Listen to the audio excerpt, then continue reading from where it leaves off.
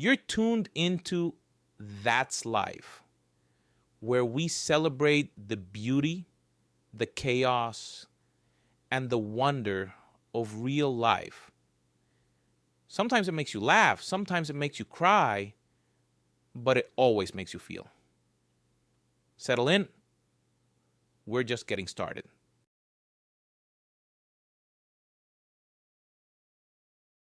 Mary called out, "Son, why the long face? Join us. We'll have some beer, and you'll cheer right up." Hearty, rough laughter echoed from the table. Matthew flushed with shame and hastily retreated. How can she not be ashamed? He thought. She knows perfectly well how much I hate these noisy gatherings at home.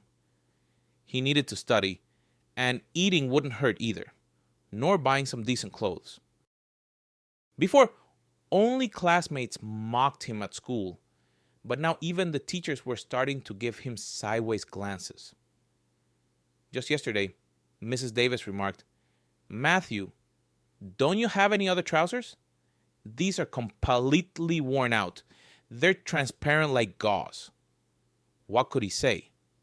Tell the truth that he had no others? He already wore these trousers with extreme caution, afraid to even breathe too deeply, knowing they were about to fall apart at the seams. Sometimes it seemed better not to go to school at all. Matthew often skipped lessons anyway, especially when his mother's drinking party in the kitchen dragged on until dawn. How could he study then?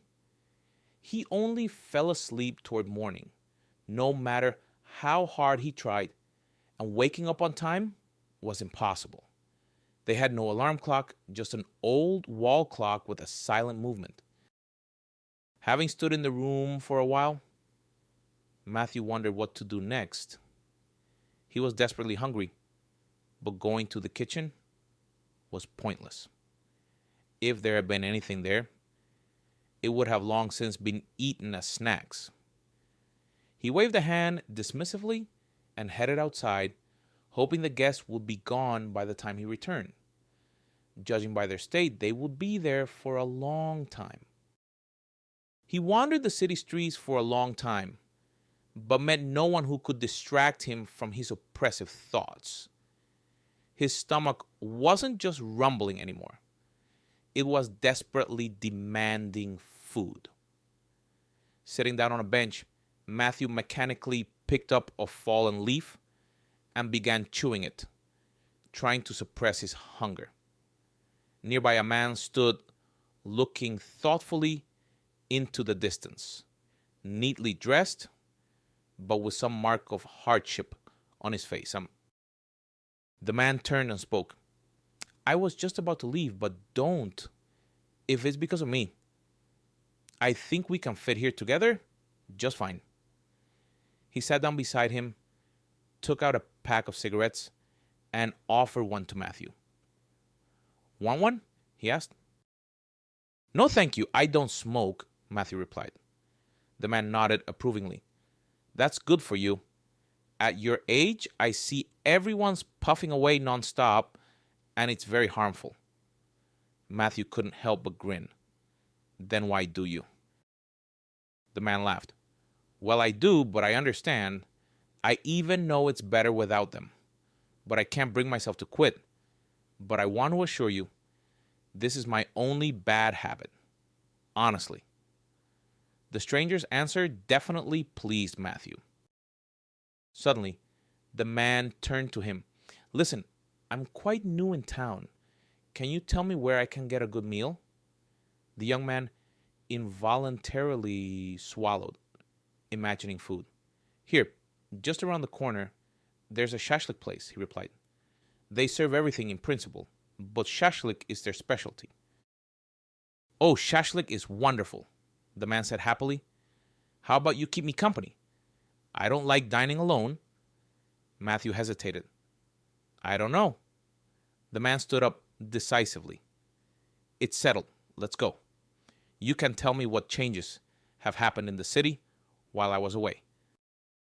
They sat down at a table, and Matthew inhaled deeply. Lord, what smells? The man looked at him, then closed the menu and addressed the waiter. 2 shashliks for us, some vegetable salad. Tea for the young man, coffee for me. We'll order the rest later. The waiter quickly left, and Matthew even turned to see where he had gone. My name is Mr. Thompson, the man introduced himself. And yours? I'm Matthew, the young man replied. When their order arrived, the conversation flowed more easily and freely. So, tell me, Matthew, Mr. Thompson began. Why are your eyes sad and why are you walking alone? At your age, you should have friends around. Matthew stopped chewing and lowered his gaze. I don't have any friends, he said quietly. Who needs someone like me? Poor, always without money. I don't study well either, Matthew continued. So there's no one by my side. Mr. Thompson asked questions so skillfully that Matthew didn't even notice himself pouring out his whole story. He told him how they used to live, how his father died, how his mother started drinking afterwards and bringing random people home, how he was teased at school, how hard things were for him. Do you pity yourself, Matthew? Mr. Thompson asked, looking at him with surprise.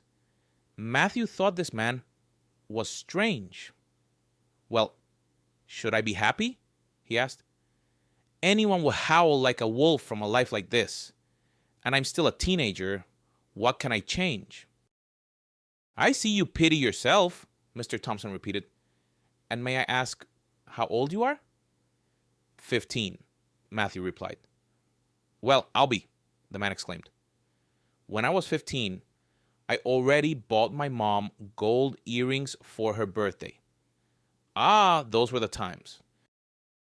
There was no time to sleep, Mr. Thompson recalled. You'd run home from school, grab something on the go, and race outside. So many opportunities there. Wash someone's car, run to the store for someone, unload or load something. In a week, I earned more than my mom did in a month as a cleaner. He smiled at the memories. And in the evening, when no one was outside, we'd train. We had our own gym in the basement. Not like yours now, of course, but homemade. Barbells from car wheels, pull-up bars from rebar, he recounted. But we were happy. We always wore tank tops so you could see how muscular we were. Then Mr. Thompson looked sternly at Matthew. And you just study poorly, look bad, and cry about it. You're wrong, brother. Oh, so wrong. Matthew stared at the man, mouth literally agape.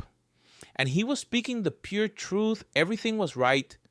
What was stopping Matthew from acting the same way? Nothing.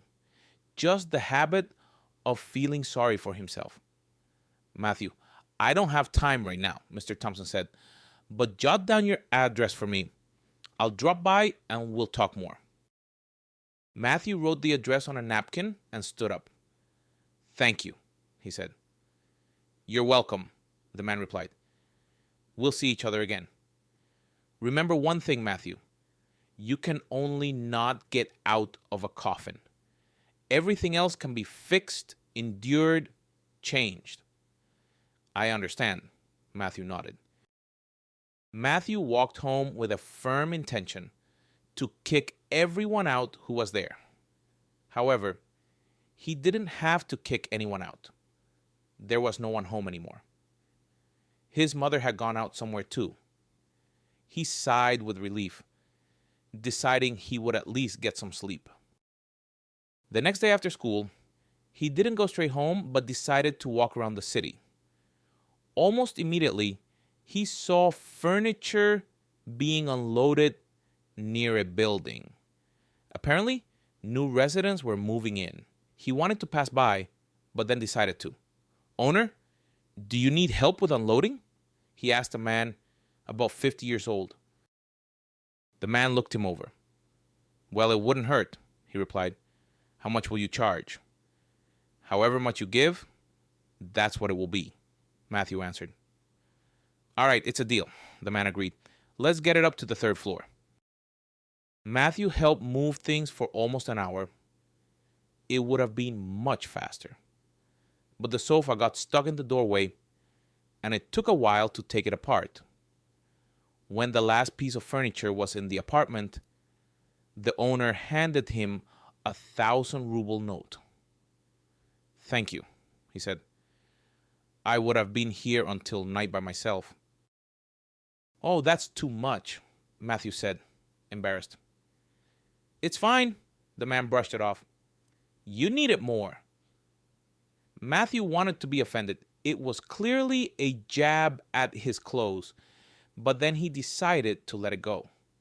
At least he had money in his hands, and it wasn't a small amount at all. Matthew looked at his watch. He still had time. He almost ran to a shop with the unusual name The Vintage Rack, which had become common lately. He knew they sold used things there, but that didn't matter. The main thing was that they were in decent condition. Matthew opened the apartment door, sure that his mother had thrown another party. But the house was quiet. His surprise grew when, instead of the smell of cigarette smoke, he smelled food cooking. Stepping cautiously into the kitchen, he saw his mother washing the window, and something was bubbling in a pot on the stove. By the way, the stove was clean too. "Mom?" he called softly. She turned around. "Matthew," she exclaimed, "I didn't even hear you come in. I'll feed you now." Matthew stood there bewildered, then just as bewildered, asked, "What's going on?" "Nothing," she replied. "I just decided to finally put things in order. I've been completely... Don't worry, son. I won't do it anymore." A flicker of fear appeared in her eyes, but vanished immediately. "I promised your friend." "Friend?" Matthew was completely confused. "Mom, what friend?" "Well, a very serious man," his mother replied evasively. "Here, Matthew. He left this for you." She handed him an envelope and a wad of money. "And I didn't take anything. Absolutely nothing." Matthew stared at the money in confusion, then sat down on a chair. He looked at the envelope for a long time, but finally opened it. Inside was a letter. "Matthew, it turned out I had to leave urgently. I talked to your mother. I think she won't drink anymore, but a lot will depend on you too. I saw in your eyes that you understood where I came from." Matthew read on. "Yes, I forgot to tell you the most important thing. In our life, it's important to forgive. In our life, it's important to stop in time so it doesn't turn out like it did for me. Money is addictive and deprives you of reason, and a person must have reason. But the most important thing is the ability to admit your mistakes and fix them," the letter continued. "Never try to pretend that something doesn't concern you. If you can fix it, if it all depends on you, then definitely try to fix everything. I couldn't back then. I didn't push hard enough back then. I lost my temper, and then I didn't change. I didn't fix things, even though I had the opportunity." Mr. Thompson wrote, "Now I am alone, completely alone. Being lonely is hard. When everything settles down, we will meet, I promise. Don't be angry with your mother. She just needed support. I didn't give it to her because I was small and weak myself. I believe in you. I saw your eyes, and I'm sure you can handle anything." Matthew lowered the letter and looked at the money. "Wow." "Mom, what did he say when..." he asked. "Oh, nothing much," she replied. "He just said that when he could, he would definitely stop by." 3 years passed. Few would recognize the timid, skinny boy who greedily devoured shashlik in the cafe as the Matthew of today. Sitting on a bench among other young men was a muscular, self-assured guy. He lazily moved a matchstick from one corner of his mouth to the other, listening to the conversation. "So, decided?" he asked. "That he needs to be punished? Are there any against it?" One of the guys clarified. "Yes, but Matthew," another began. "But you know no one will be against it," Matthew interrupted him. "Then tonight, by the restaurant."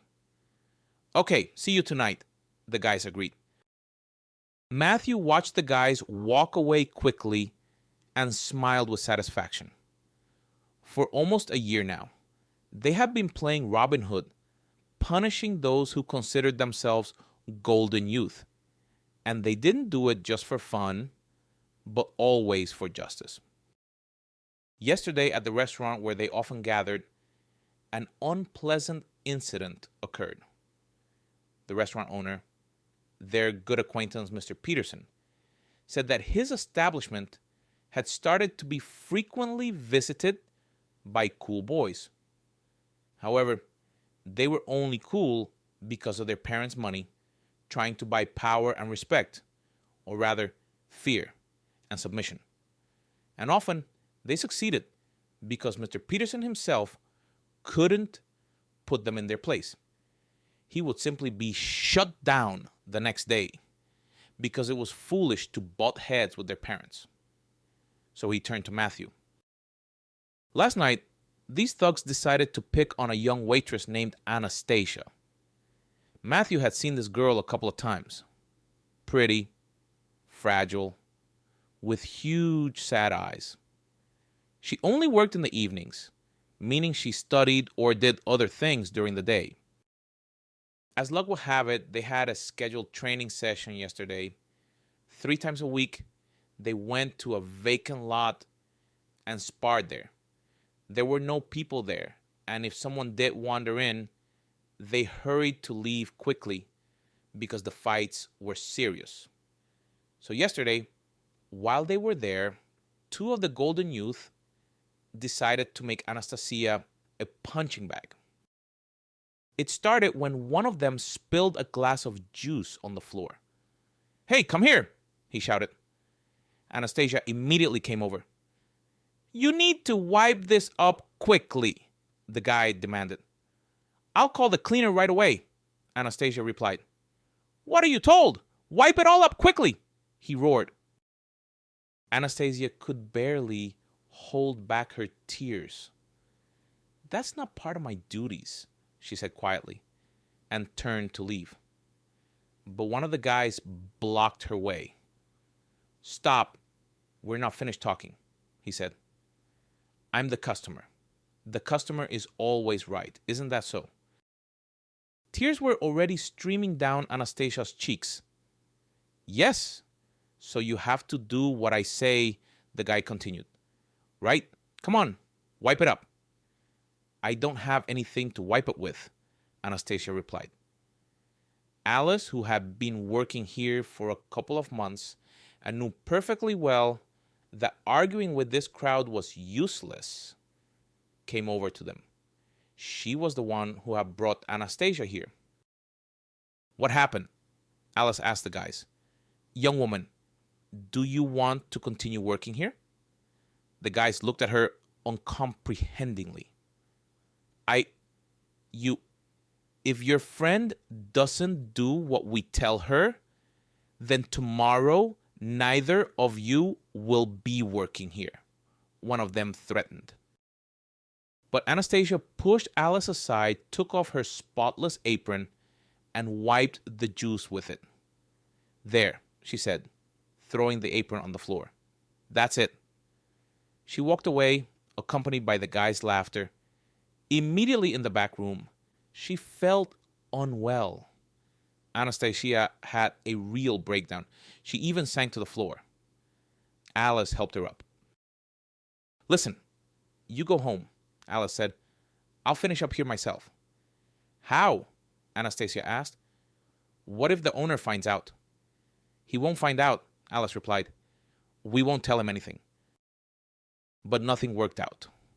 Those two guys from the company got so drunk that they demanded Anastasia, not understanding anything anymore. They waved money in front of Alice, asking how much that girl would take for a night with the two of them.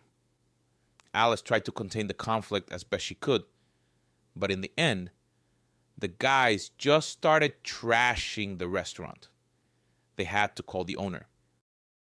Mr. Peterson arrived quickly, followed immediately by the police.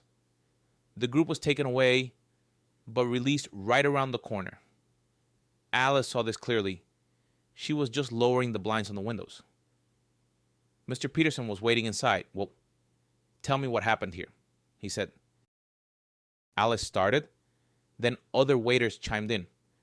Mr. Peterson listened to everything and said, "You understand that Anastasia will have to quit." Alice stared at him in surprise. "But why?" she asked. "She didn't do anything wrong." "I understand, Alice," he replied, "but they won't let her live in peace anyway." "But she absolutely cannot quit," Alice exclaimed. "If Anastasia doesn't earn money, you know her mother is sick in bed." "I know," Mr. Peterson replied. "But what do you suggest I do?" One of the waiters looked at everyone and said, "We just need to tell Matthew. These guys have gone completely out of line." "But no, are you crazy?"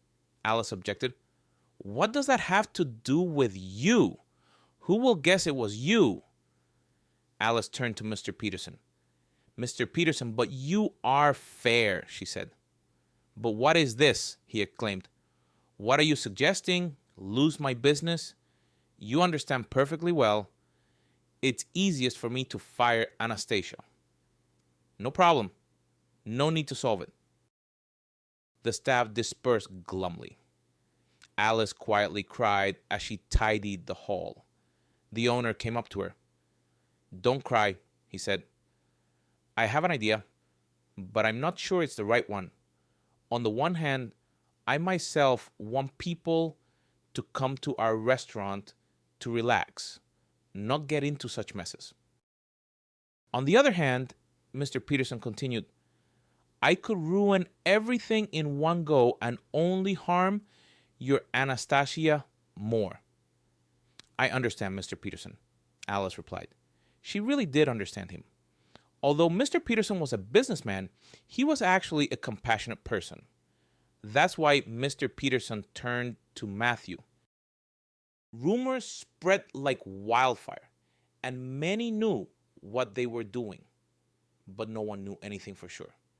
Many knew there were such Robin Hood bandits, were afraid of them, but couldn't connect the young athletes with the bandits. Matthew and his comrades, or accomplices, you could call them whatever you liked, settled at a corner table. There was no alcohol on the table. The whole team adhered to a healthy lifestyle. Anastasia was serving their table. Matthew was twisting a colored wire in his hands. He had become so engrossed in weaving with it lately that he always carried a few pieces with him. They talked quietly, discussing the latest boxing match that had recently taken place in their city. Matthew lazily watched the girl.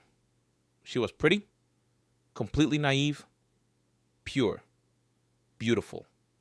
It was clear from her eyes that life hadn't particularly pleased her. Anastasia bustled quickly between tables, smiled at visitors, and they involuntarily smiled back. Suddenly, the girl turned around at someone's invitation. Yesterday's company stumbled into the restaurant. One of them immediately moved towards her. He was a plump young man, very pale and flabby, his whitish, watery eyes particularly striking. "Hey, come here," he shouted. Anastasia recoiled. The guy laughed. "Don't be scared. I won't touch you for free," he said. "Only for money. You're coming with me tonight." Matthew was instantly between them. "Ollie!" he exclaimed. "What brings you here?" The guy looked at him in surprise. "I'm not Ollie," he replied, and tried to go around Matthew, but he wouldn't let him pass. "How can you not be Ollie?" Matthew insisted. "Don't you remember? You borrowed a very large sum of money from me." "Listen, get lost. I'm not Ollie," the guy said nervously, his eyes scanning the room. But Anastasia was already gone. "I don't understand why you, Ollie, say you didn't take the money," Matthew continued. "You did?" "Just get lost," the guy roared, turned around, and went towards his company. Matthew also returned to his seat. "Well, what's up?" the guys asked. "I think an hour, no more," Matthew replied. "This one is also quite drunk." Less than an hour passed when the same guy detached himself from the group and, swaying, walked through the hall. Two more followed him. They were clearly looking for Anastasia. One of the guys saw Alice. "Oh, you sheep!" he shouted. "Where's your friend?" Alice turned away, for which she immediately received a kick. "Well, now it's time," Matthew said. He had lost sight of the guy with the transparent eyes. In 2 jumps, he covered the distance to the back room and arrived just in time. The guy, covering Anastasia's mouth with his hand, was trying to press her against himself. Matthew knocked him out with 1 punch. Then everything happened very quickly. The company was literally thrown out onto the street. Of course, the advantage was on the side of Matthew and his guys. Very soon, the Golden Youth were pressed against the wall of the building. "Well, Ollie, are we going to pay the debt?" Matthew asked. "I'm not Ollie," the guy shouted. "You're mistaken. And anyway, pray my dad will grind you into dust." "I don't doubt it," Matthew replied calmly.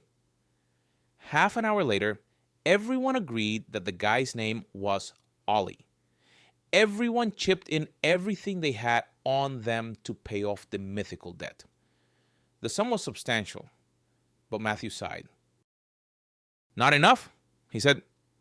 "Okay, you'll pay the rest next time. You understand you shouldn't show your face to me again, or I'll start the meter and won't be so kind anymore."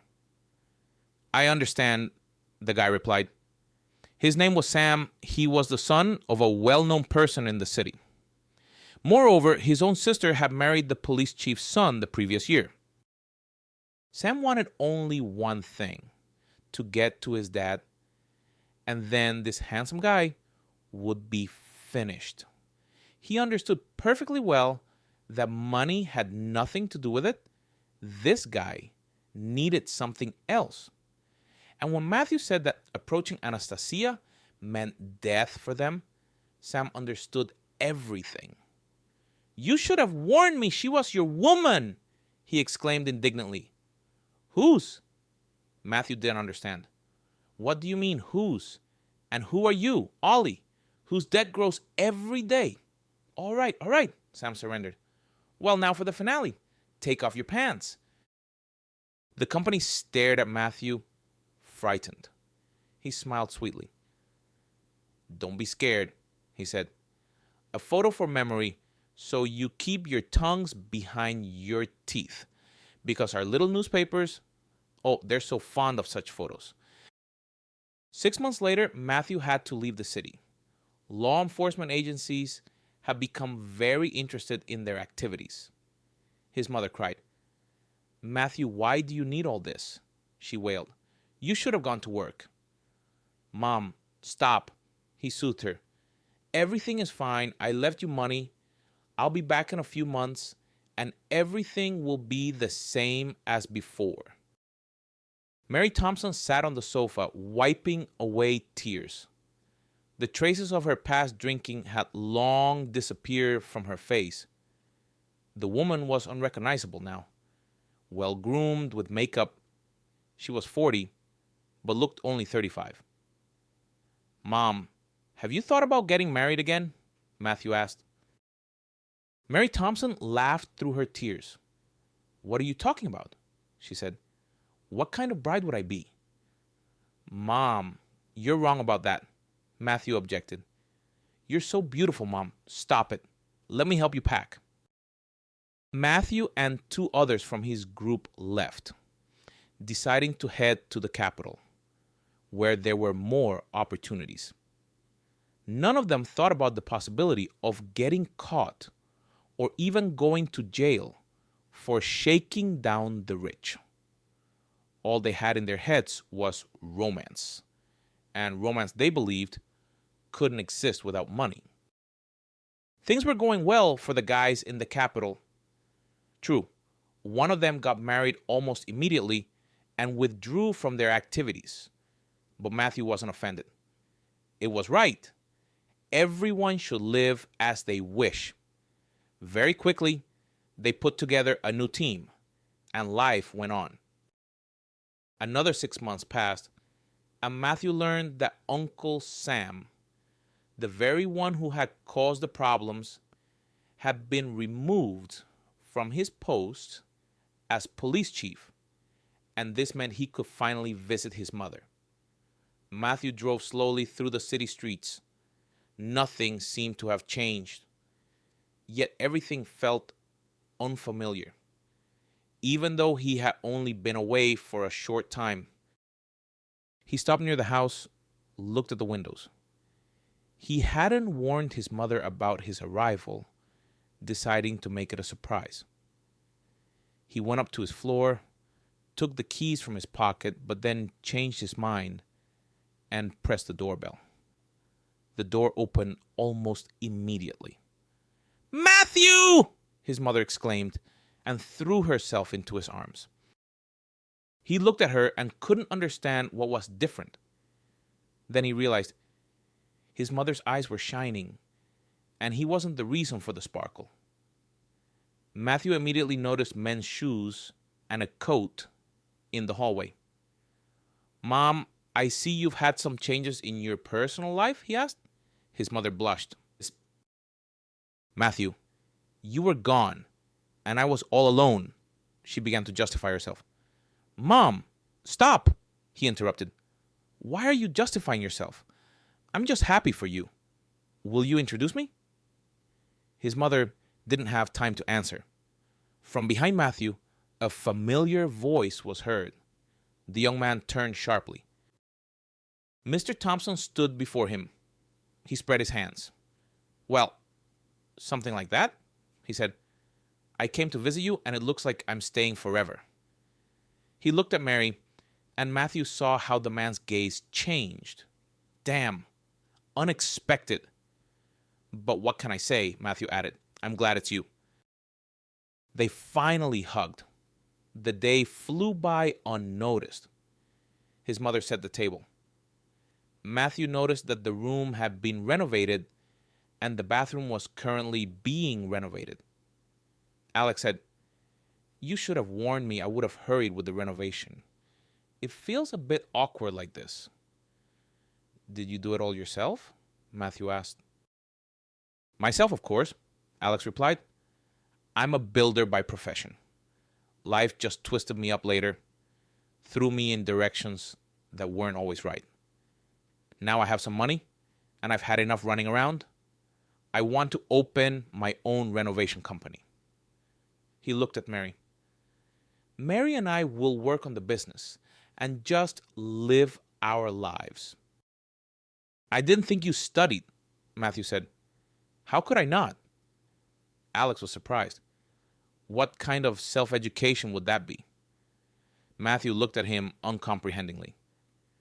"Well, I'm busy," he mumbled. Mr. Thompson shook his head. "You're busy now, while you're young, while everything is okay with you," he said.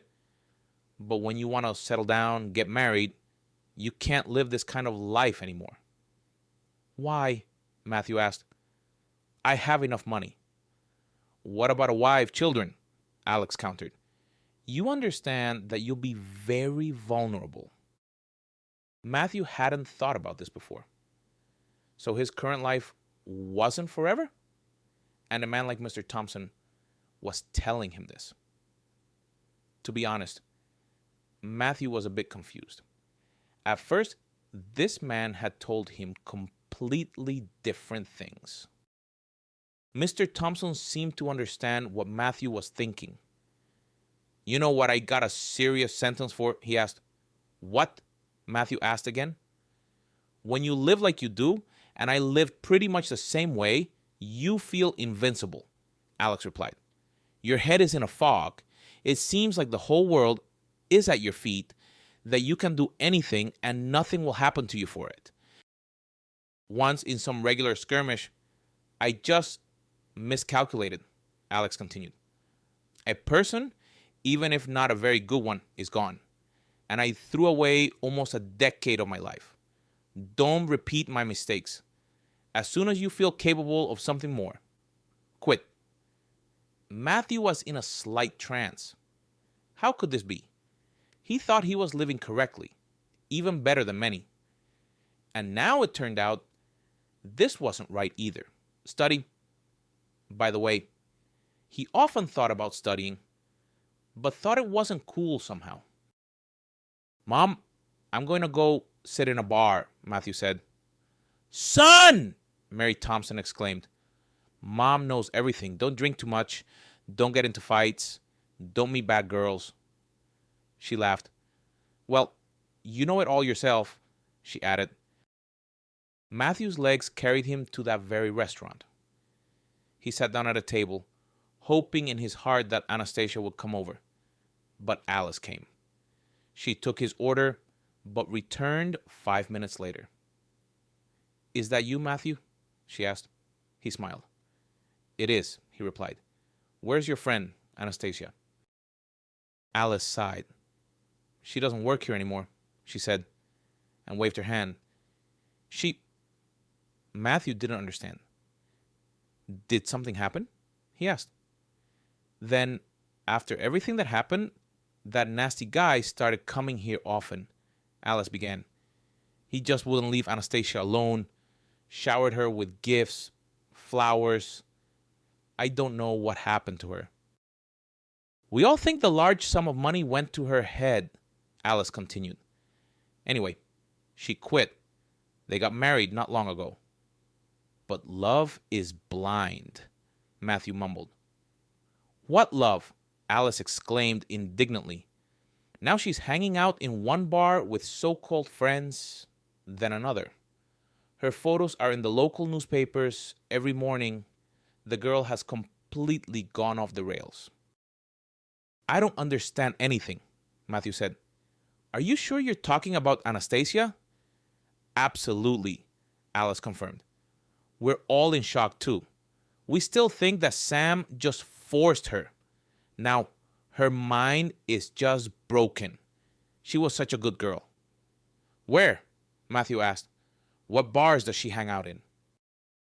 Her favorite is here, around the corner, Alice replied.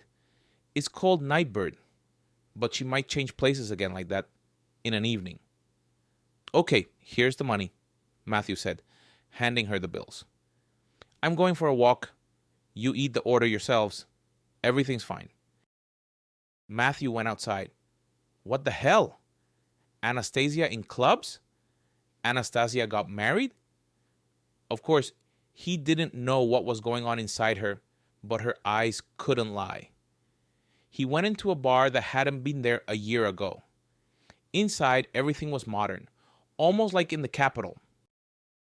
There were a lot of people, mostly young. The fun was in full swing. There was some commotion near the stage. Matthew looked closer. Some girl was trying to get to the pole. Finally, she succeeded. The girl was already quite drunk, and when she turned around, he was surprised to recognize Anastasia.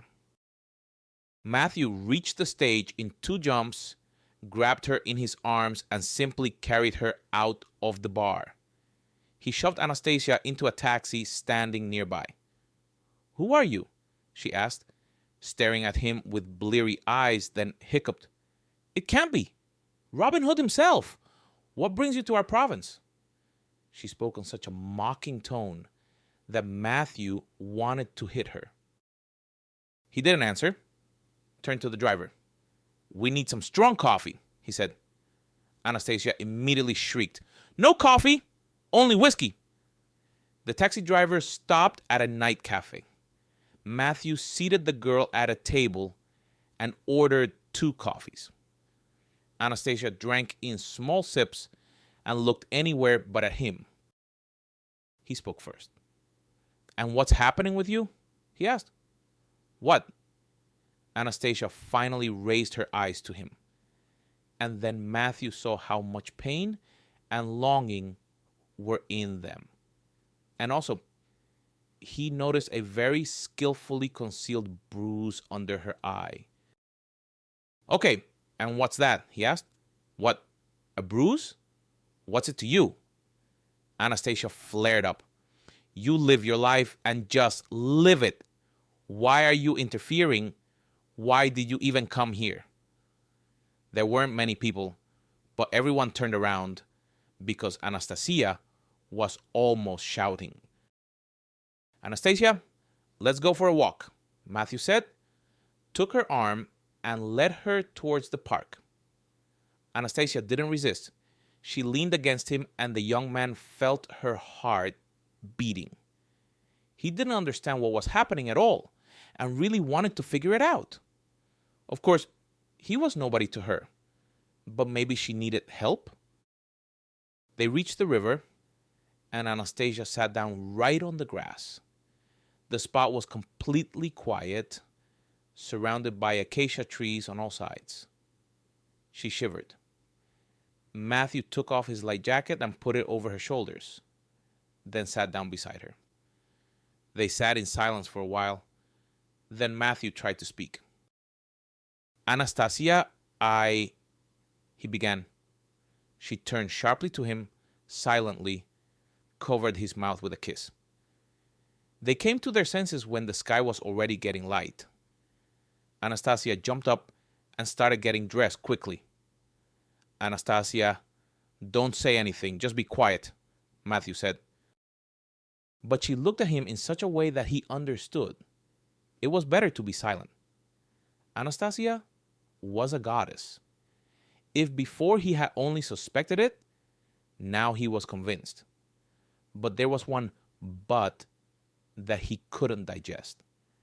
Anastasia, when she wasn't herself, kept repeating in her passion, I love you. Now he couldn't understand if those words were directed at him or not. Although she called him by name, so it must have been him. Matthew jumped up, but Anastasia was already gone. Out of the corner of his ear, he heard her calling a taxi somewhere behind the acacia bushes. He quickly got dressed and caught up with her at the park exit. Anastasia, wait, we need to talk, he shouted. No, she replied. Anastasia, what do you mean, no? He insisted. Stop! He tugged at her arm. Anastasia stopped, then brought her face close to his. Go to hell, she shouted. I don't want to see you, understand? Never in my life. Get away from me. He saw the tears in her eyes, saw that the girl was on the verge of a breakdown. He just raised his hands, and she ran away. A minute later, a car door slammed shut. Matthew grabbed his head. What was happening? She shouldn't have left. He was sure Anastasia couldn't love that idiot Sam. Was it all because of money? No. He wouldn't leave it like this. He would definitely find a way to talk to her. Matthew headed home, carefully went into his room, and collapsed into sleep. For the next 3 days, he methodically searched the bars, but Anastasia didn't appear. Then he found out the address where she lived with her husband and went there. Of course, he wasn't going to go in, but he would definitely wait for her. He sat on a bench so he could see the entrance. He twisted a wire in his hands, as he always did when he needed to calm his nerves. He had almost finished weaving something that looked like a pendant and stared at his creation in surprise. He had never made anything so beautiful before. "What are you doing here?" He heard and jumped up. Anastasia stood before him. "Anastasia, we need to talk," he said. "I told you everything," she replied. "You don't need to come to me. I'm married. I will live with my husband." "Anastasia, you don't love him," Matthew objected. "So what?" she flared up. "What difference does it make who loves whom? What's wrong with you?" "Are you with him because of money?" Matthew asked directly. "Yes," she replied, "and that's none of your business. Consider that there was never anything between us, and don't come to me." "But I don't want to," he exclaimed. "And you don't want to, I know. You're unhappy, Anastasia. Leave everything. Let's go away. No one will ever find us. You'll be happy and you'll make me happy." "No," she said firmly. "Why?" Matthew didn't understand. "It has to be this way," Anastasia replied. "Go away." She glanced at his hand, took the woven pendant. "It's beautiful," she said. "Can I keep it as a souvenir?" He nodded and saw her eyes, filled with so much pain. "Forgive me, Matthew," she whispered. "Forgive me." She quickly pressed her lips to his. "Go," she said. "It's better you leave today, and just leave. I don't want to see you anymore." She walked quickly towards the house, and Matthew stood watching her go.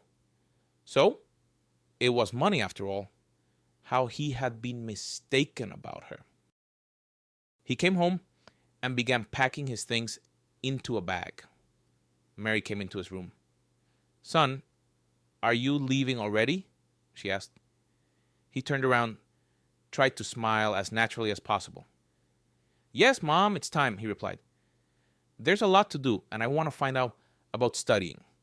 Alex, your husband, is right. You can't just chase butterflies your whole life." Mary Thompson sat on the edge of the bed. "When should I expect you now?" she asked. "Mom, honestly, I don't know," he replied. "Not soon, for sure. But you can always come visit me. I have my own apartment. Even if it's small, it's cozy and comfortable." When Matthew returned to Moscow, his friend William looked at him in surprise. "What's up with you?" he asked. "Well, you're acting strange. Is everything okay at home?" "Yes, everything's fine at home," Matthew replied. "Listen, Will, got anything to drink?" William raised his eyebrows. "You don't drink," he said. "I don't, but I really want to right now." Will silently placed a bottle of cognac, 2 low glasses, a lemon, and chocolate in front of him. Just as silently, he poured and they drank. "Well, Matthew, now tell me," Will said. "There's nothing to tell," Matthew began reluctantly. But by the end of the bottle, he had told him everything. Will looked at him thoughtfully. "Something's not right here," Will said. "I thought so too," Matthew replied. "Like she's afraid of him, he beats her and all that. But I offered to protect her, to leave. You should have heard how indignantly she lectured me. As if it wasn't her who was with me until morning, hot as lava." "Okay, don't freak out," Will calmed him. "Some time will pass, and you'll look at all this from the outside." Matthew sighed. "You're right, and I understand that," he said. "I need time. By the way, I have an idea." William leaned forward. "Well, this is interesting," he said. "Will, do you have money?" "What kind of question is that?" Will was surprised. "How much do you need?" "I don't need any," Matthew replied. "How do you feel about starting something like an agency? Security services, but not just warehouses, but, for example, protecting a specific person, helping resolve disputes, something legal like starting a business." "Uh-huh," Will mused. "I think it's shameful for us to play cowboys and Indians anymore, but I like it. I didn't tell you, but not long ago I met a girl. She's so. Anyway, I increasingly feel like I want to marry her and have children with her. Will, congratulations, Matthew exclaimed. Yes, thank you, of course, Will replied. But you see, she works as a music teacher in an orphanage, and I can't even imagine how she'll react to my hobby. Olivia, she's so ethereal, gentle, soulful, Will said tenderly. Sometimes I look at her and realize I'm afraid to be away from her even for an hour. I feel like something is bound to happen to her.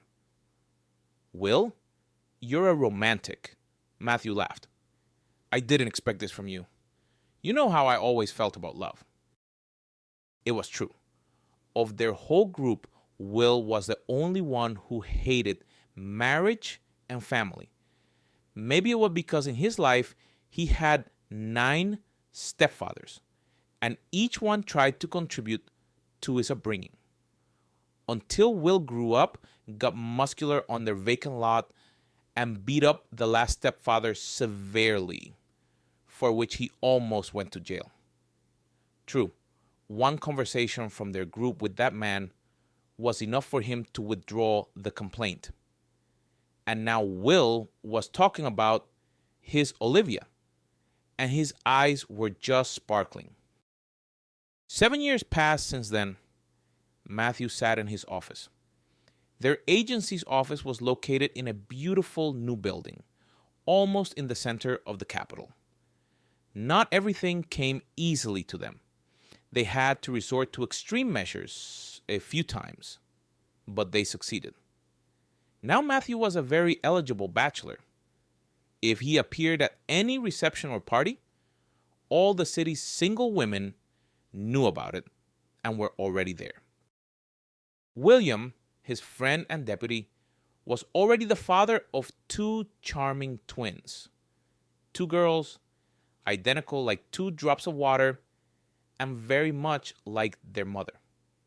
Matthew was their godfather, and to be honest, he loved them like his own.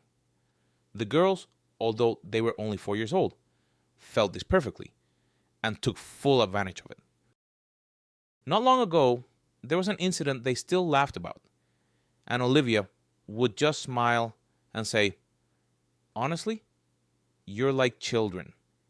I'll see what you do when you spoil them completely. Then I'll bring them to you, Matthew, Will said. All right, I agree, Matthew replied. Otherwise, it's quiet and annoyingly perfectly tidy in my castle. It happened about 3 months ago. Mary and Marina had done something mischievous at home. Generally, the girls weren't overly active or curious. This time, their mother's patience ran out. Apparently, they had cut their mother's dresses because they heard their father tell their mother that all her dresses hid her beautiful legs. Of course, William found it funny, but Olivia was seriously upset. That's it. Sit in your room, she said. No cartoons. And most importantly, no ice cream. This was a blow below the belt, because the twins would give anything for ice cream. They tried to appeal to their father for justice, but William was immediately banished to work by their angry mother. There was nothing to do but cry. But then Marina had a brilliant idea. They decided to steal their mother's phone and call their godfather. Any child knew how to use a phone, and finding their godfather by photo was easy. Mary kept an eye on their mother, and Marina crawled almost unnoticed to grab the phone. They immediately locked themselves in their room and called Matthew. He was in a meeting, which, by the way, Will was also attending. When Matthew saw who was calling, he looked at William in surprise, but answered. A real squeal started in the receiver. The girls explained over each other that their mother had been unfair, she had promised ice cream, and now wouldn't give it to them. In short, the meeting was hastily concluded. Matthew told Will to follow him. They stopped at the nearest store, where Matthew bought a whole large bag of ice cream. And on the way to William's house, he told him everything. The girl squealed and hugged Uncle Matthew. Will hid behind him, choking with laughter, while Olivia looked at all this chaos in bewilderment. However, she warned that one more such prank, and she would take away their goddaughter's ice cream for a year. He looked out the window. Before him lay the city where they had started from the bottom. There were many like them here, and everyone fought for their place in the sun. Now he was a respected man. His eagles guarded all sorts of people, accompanied all sorts of objects. His selection process was tough. Everyone passed physical tests. Everyone worked with a psychologist. By the way, the psychologist, Mrs. Adams, was a young woman, but very, very accomplished. She practiced not only for him, but also for other firms. Matthew knew that she dreamed of her own office, if not a clinic, then at least a practice room, and that she was saving money for it. From time to time, they met alone and they had a good time. Not only was Mrs. Adams an excellent specialist, she also looked great and had a fiery temperament. Neither of them thought about tying their lives together. Both were focused on their careers. Mr. Matthew, may I come in? Nadine, his secretary, peeked into the office. He had literally saved this girl from death. Once, she had tried to jump off a bridge after her boyfriend left her. It was such a complicated story. Nadine had the misfortune of falling for a gigolo. She lived alone in an apartment inherited from her parents, who had passed away early. So he pulled off a romance scam, leaving Nadine without her apartment and without means of subsistence. Matthew was just returning from some celebration. It was late at night when he saw her. He caught her literally by the hair and collar, dragged her back. A couple of times she hit him with her fists, screaming for him to let her go. They tracked down the bad boy, got Nadine's apartment back, and then hired her. And Nadine didn't disappoint. It seemed she remembered and knew absolutely everything. Matthew couldn't understand how all this information didn't get mixed up in her head. Of course, Nadine. Come in, he said. Nadine had blossomed noticeably in the 6 months she had worked for them. She was only 20, but looked 18. Mr. Matthew, everything you ordered has been delivered, Nadine said. The guard put everything in the car. He has the keys. Thank you, Nadine, Matthew replied. He saw that the girl was hesitating, apparently wanting to say something else, but not knowing how. Nadine, anything else? He asked. She tossed her hair. Yes, Mr. Matthew, she began. You've done so much for me. I don't know what would have happened to me if it weren't for you and Mr. William. This is getting interesting, Matthew smiled. You're not thinking of quitting, are you? I'm against it. No, not at all, she exclaimed. She handed him something. Matthew took the stiff cardboard square in his hands. A wedding invitation. Well, what do you know? He opened the invitation. Victor and Nadine. Victor. He was one of their young programmers. And when do you find the time? He asked, smiling at the girl. She spoke with bitterness. You absolutely must be there. You are closer to me than any relatives. Nadine, quiet. Matthew said, Of course I'll be there. The girl hesitated, then looked at him disbelievingly. Really? She asked. Well, of course, Nadine, he replied. Suddenly she rushed to him and hugged him. "Thank you," she whispered, and quickly darted out the door. That was the last he saw of her. Matthew chuckled. Well, Nadine was getting married. Only he was constantly alone. His mother would lecture him again. Yes, Mr. Thompson had joined her. The last time they came to visit, he was as persistent as his mother in hinting about children. When they went outside to barbecue, Matthew said to him, offended, "Well, I didn't expect this from you of all people." "No, Matthew, you're wrong," Alex replied. "You know I don't have my own children. You're like a son to me. You understand that I can only play with your children. And anyway, it's time for you to get married." Matthew grabbed his head. Mr. Thompson laughed. He hadn't been home for almost 7 years. Only they came to visit him. But Matthew just couldn't bring himself to go. And just yesterday, he woke up in the middle of the night and realized he wanted to wander the streets of his hometown, walk along the embankment, go to Mr. Peterson's restaurant. The decision came immediately. He would go visit his mother for a week. How long could he dwell on that one night? How long could he think about how wrong he had been about a person?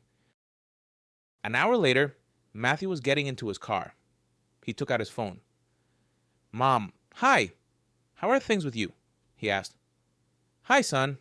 Everything's good," she replied. "How are you doing there?" "I just got in the car. I'll be there by night," he said. "You'll be there by night? Where?" his mother exclaimed.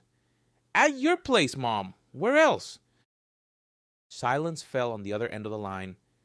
Then his mother shouted, "Alex! Matthew is coming! Get ready! To the store! Son, you have no idea how happy I am, how happy we are. Just be careful, okay?" "Okay, Mom. I'll be very careful," Matthew replied. "And you don't need to go to the store. I'm bringing everything, a whole trunk full." "Son, what are you talking about?" his mother said. "We're really looking forward to seeing you." He tried to push away the memories the whole way, but they kept flooding his mind. Matthew even got angry. So many years had passed, he thought it was all over, but no. He kept remembering Anastasia again and again. Damn, damn, damn. Then he started imagining that she, with that Sam, already had 3 children, and they were happy. It didn't work very well. Then he started thinking that Anastasia had become an alcoholic. It got even worse. In the end, he resigned himself and just remembered what had been between them. He wondered what she was like now. Where was she? What was she doing? Of course, he wouldn't ask about anything, wouldn't find out anything from anyone. It was all too late. He should have done it sooner. If he hadn't been so young back then, he certainly wouldn't have left. He was sure Anastasia loved him, but something or someone stood between them. This reason was stronger than love. The town appeared in the distance. Matthew smiled. He was almost home. Out of habit, he turned onto a street, but caught himself in time. His mother and Alex had bought a nice big house in the center 3 years ago, not without his help, which he was very proud of. True, houses here cost ridiculous money, but they also paid ridiculous amounts. So his mother and Alex saved from their small business. He was a little offended by them. "Couldn't you have told me?" he asked. "Wouldn't I have bought you a house?" His mother waved her hands. "What are you talking about, Matthew?" she said. "You help us so much already." It was then that his mother first spoke to him about the topic they both never mentioned. "Forgive me, son," she said. "Now I remember what I did with horror. It was as if it wasn't me, but someone else. I'm so ashamed, so hurt for you. Mom, it's all in the past, Matthew reassured her. Everything is fine now. Everything is good. Good is good, she agreed. But if it weren't for you, for Alex, I don't know if I could have gotten out of it or not. Mom, tell me the secret. What did he say to you then? Matthew asked. You looked scared. And then, bam, you were in a relationship. I thought he had intimidated you. You could say that, his mother replied. He said he would take you away since I didn't need you. But before that, he very skillfully beat up my friends. And I got scared. Somehow I didn't pay attention to you, she continued. If you were around, that was enough.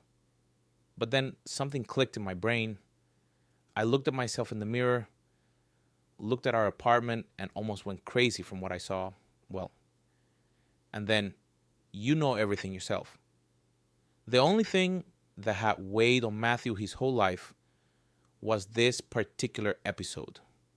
He was very afraid of finding out that Alex had hurt his mother somehow. Maybe even hit her.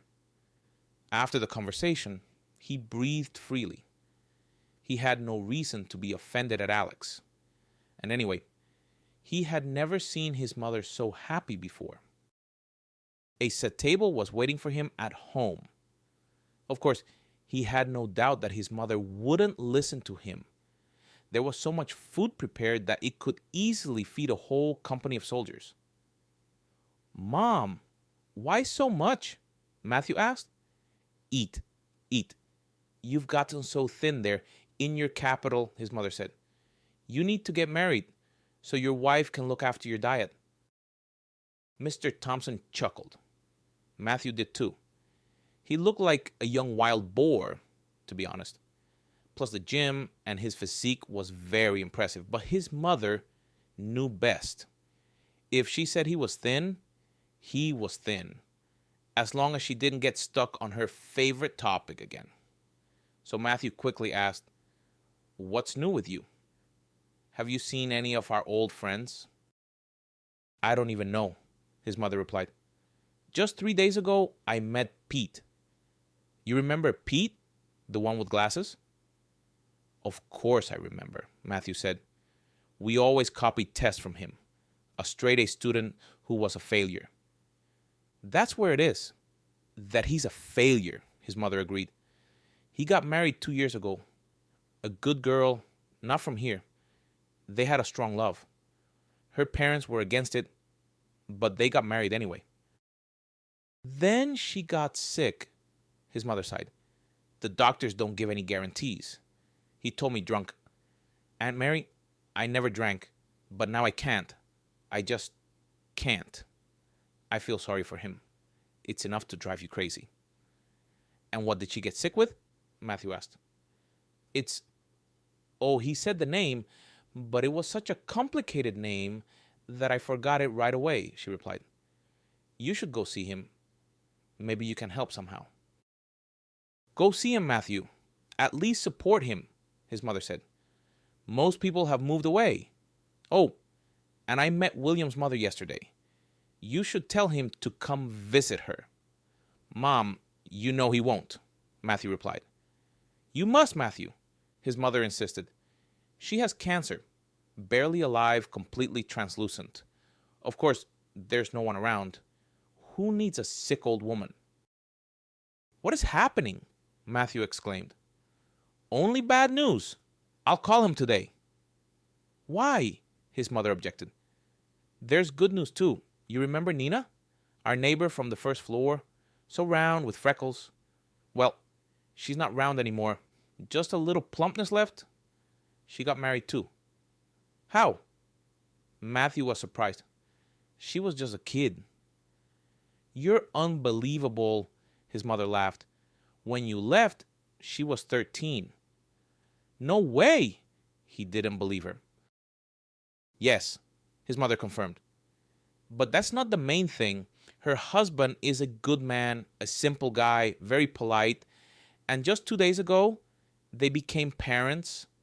And you won't believe it, She gave birth to triplets. Matthew looked at his mother. Are you serious? He asked. She's so small. His mother laughed. Exactly, she said. 3 girls.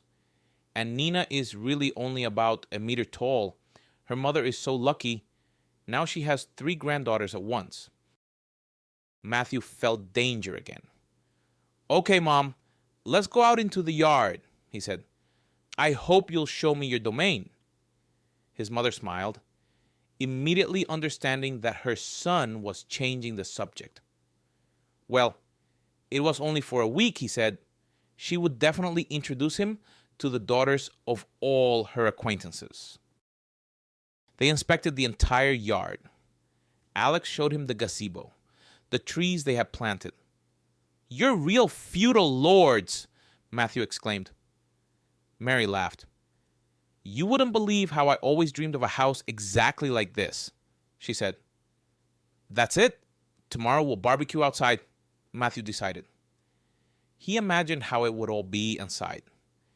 It seemed he had landed in paradise.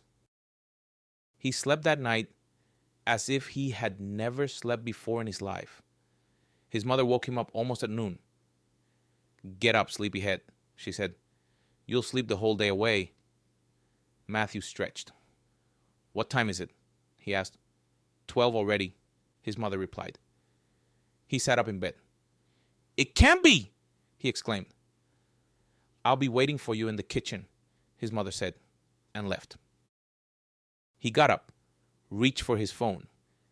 He hadn't called William yesterday. It was already late. Hello, hi, he said. Great, William replied. Missing me already? Well, not exactly, Matthew said. I'm calling about something important. William tensed up. Did something happen? He asked. Well, you could say that, Matthew replied. My mother met yours the other day. Matthew, why are you telling me this? Will asked. You know, I couldn't care less. Wait, don't get heated, Matthew interrupted him. Your mother has cancer, and there's absolutely no one around. My mother says she looks very bad already. Silence fell on the line. Then Will asked, how will the firm manage without us for a few days? It'll be fine, Matthew replied. Everything is set up.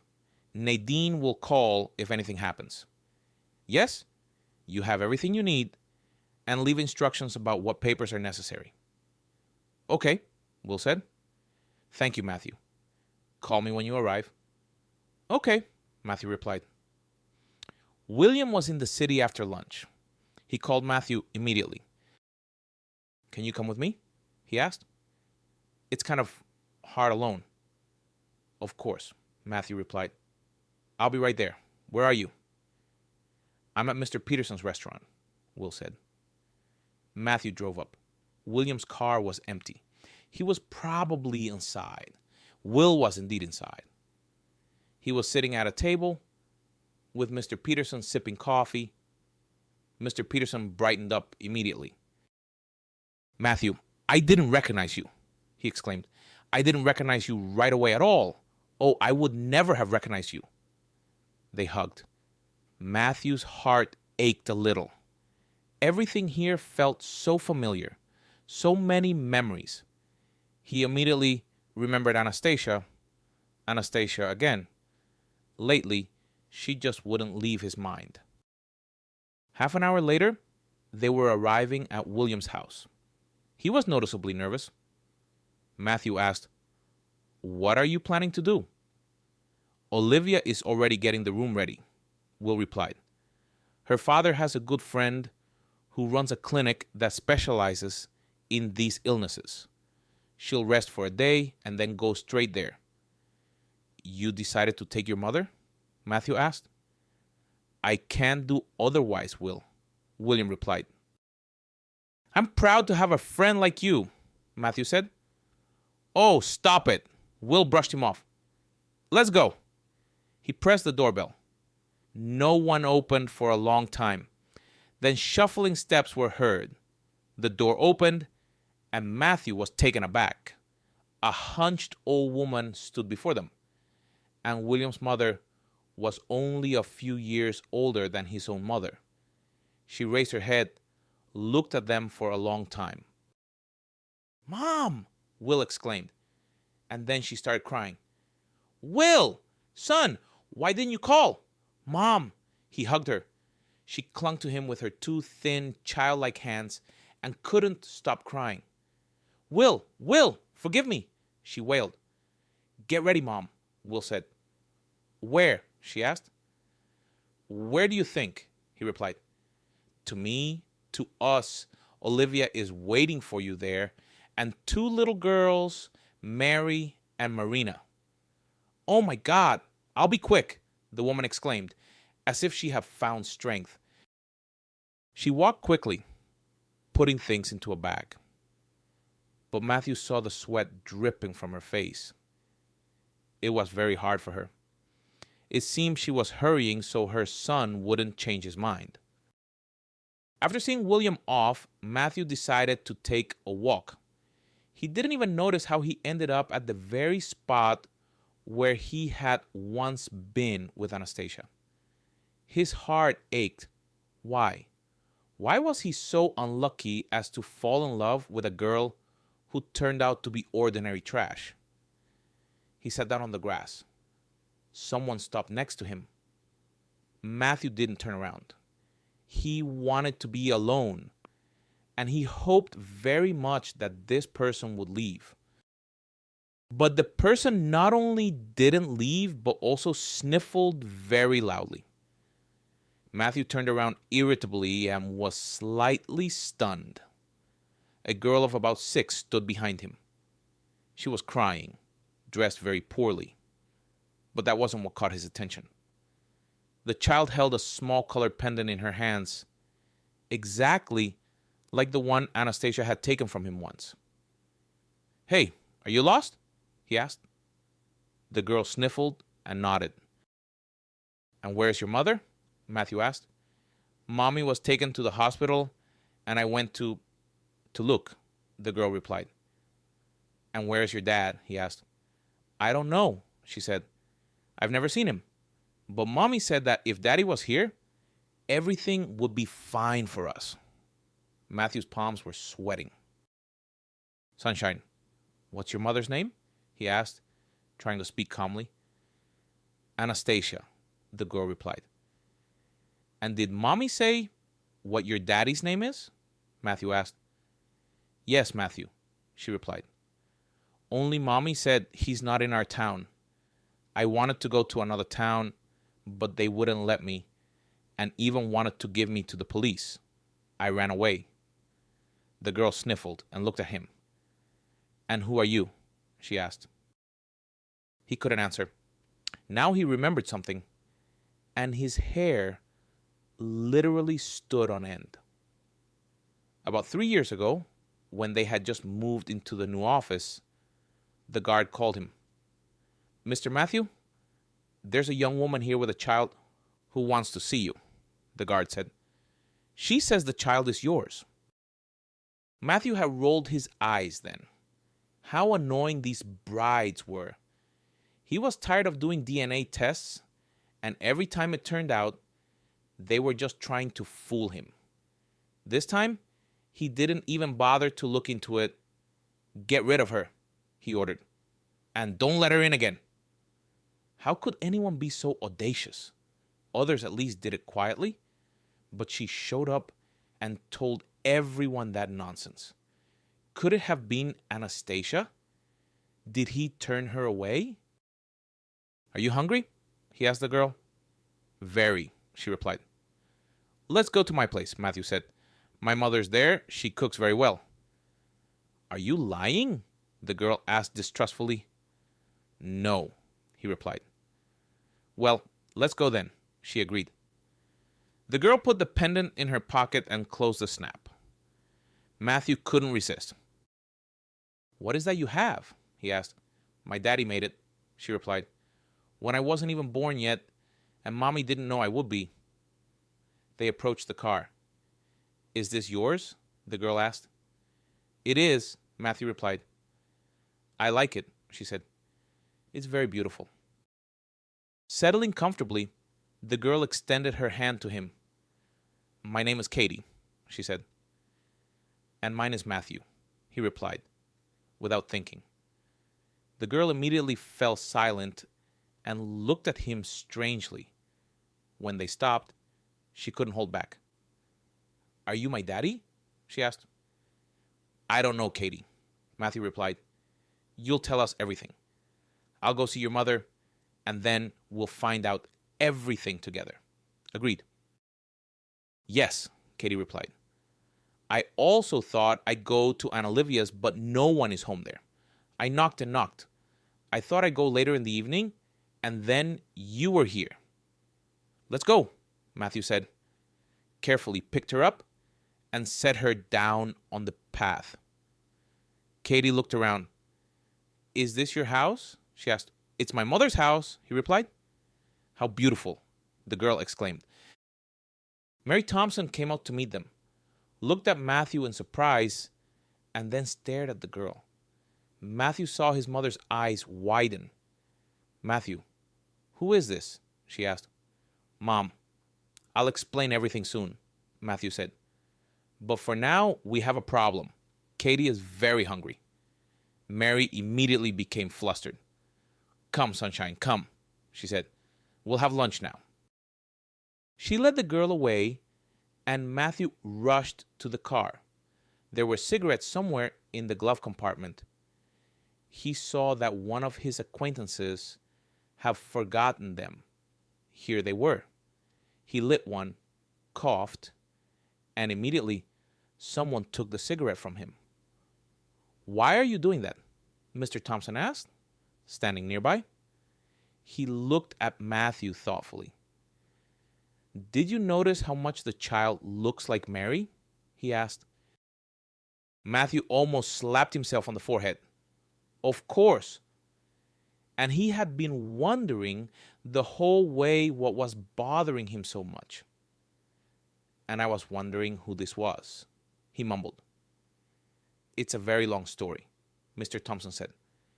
First, we need to ask the girl and find out where her mother is. They all sat facing Katie, who was heartily eating mashed potatoes and a cutlet. Mommy made me cutlet too, Katie said, a long time ago. Then we didn't have money, and we just ate mashed potatoes. Mary glanced at Matthew, then turned to Katie. Bunny, where is Mommy now? She asked. Mommy was taken to the hospital, Katie replied. She was walking. We were walking home, and Mommy felt sick. She fell down. The neighbors called an ambulance. And Mommy, when they were taking her away, kept whispering, Find Daddy, find Daddy. And she didn't open her eyes. And Lucy wanted to take me in, but her Paul, he fights, and I ran away. Katie continued her story. At first I cried, then I got hungry and went to Aunt Olivia's. She always feeds me because Mommy is often sick and can't always cook. But she wasn't home. I went to the park. We often sit there with Mommy.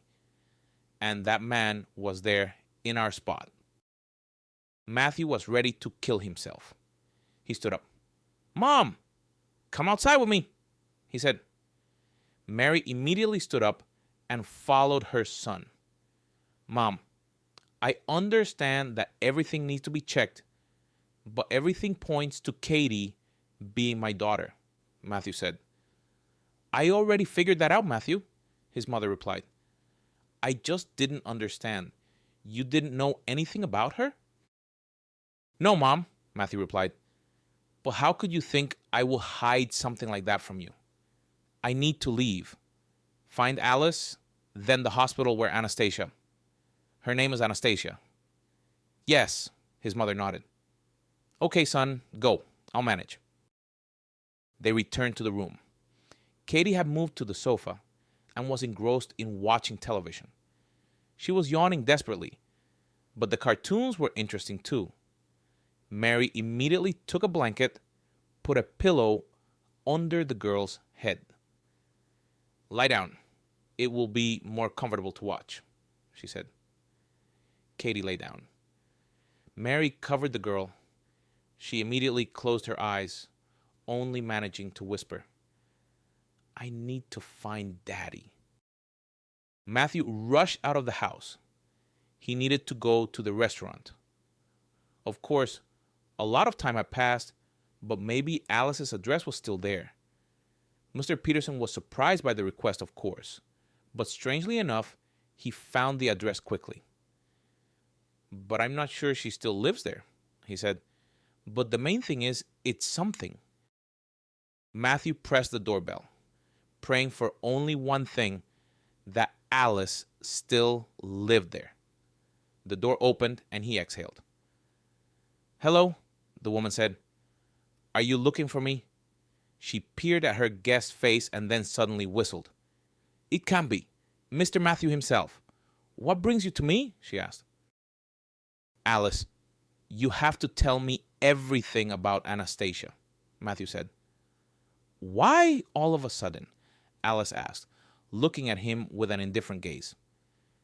Matthew realized she knew about Anastasia's visit to him. "Because Katie, her daughter, and as I understand it, mine too, is at our house right now," he replied. "And Anastasia is in the hospital, and I don't quite understand what's happening." "In the hospital?" Alice asked again. "Yes, Katie came to your place, but no one was home. We were at the DACA. Anastasia felt fine yesterday. I didn't think..." "Damn!" She stepped back. "Okay, come in." Matthew went where she indicated. "Want some tea?" Alice asked. "No," he replied. "Tell me." Alice sat across from him and looked him in the eyes. "Frankly, I should send you away," she said. "But if anyone can help them now, it's only you. Back then, many years ago, Anastasia was studying. Her mother was very ill. She could barely walk. She needed surgery, which even then cost a lot of money.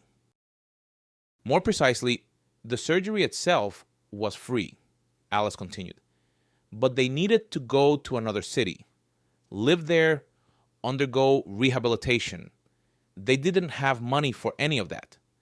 Anastasia got a job as a waitress because all the money went to supportive medications. After that scandal, that same Sam started frequenting the restaurant. He literally stalked Anastasia, and then he offered her a deal. He pays for her mother's surgery, and Anastasia marries him," Alice recounted.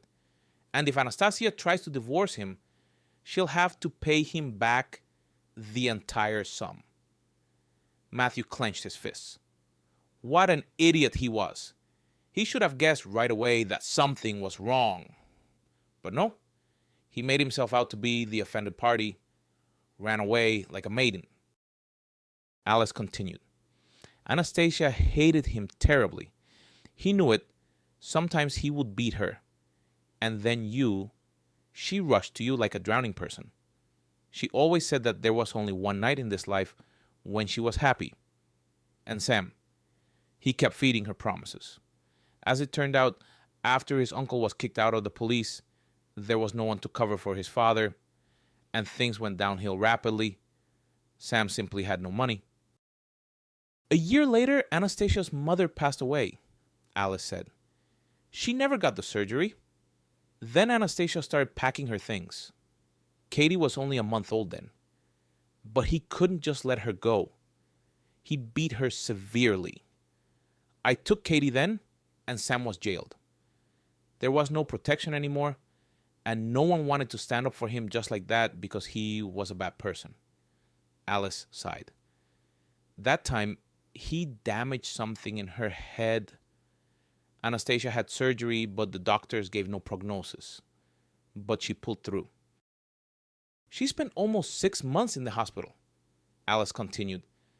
"Then she couldn't work. Terrible headaches.